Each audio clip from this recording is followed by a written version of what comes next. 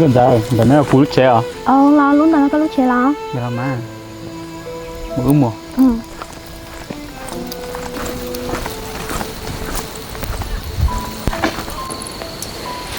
Phình, nhìn tới có bao nhiêu đó?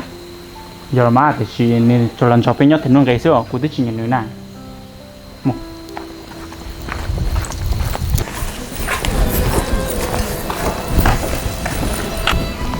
Phình, tụi nó coi nhau lên từ nào? Đi vào cú nhảy yon ta. Phình, có tôi muốn bao nhiêu lại, chả cần cho nhảy nhau đó chi thế nào? Cú vô lên kia, cú tay mảnh nè. Nó giờ, có tôi bao nhiêu phình của tôi gì? Nhưng vì chả có chỉ là yếu nữa thế à? Con này bọn nè thôi con à, để sport chơi đi. Con này. Phình.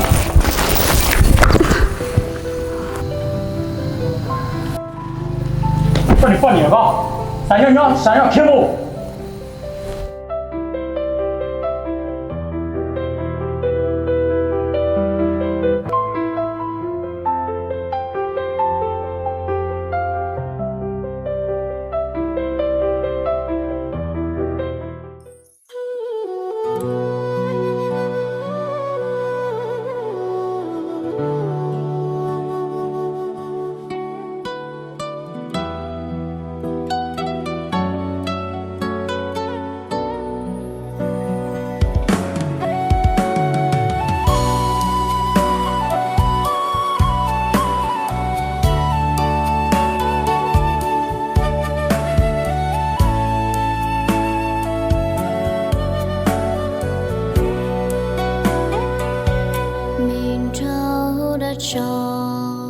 mình trong bao chùa đàn đưa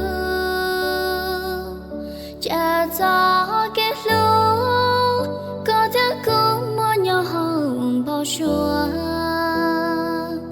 ni sông ua lo chỉ xa đua mua chỉ đó lo mình trong đã tròn mình trong bao chùa đua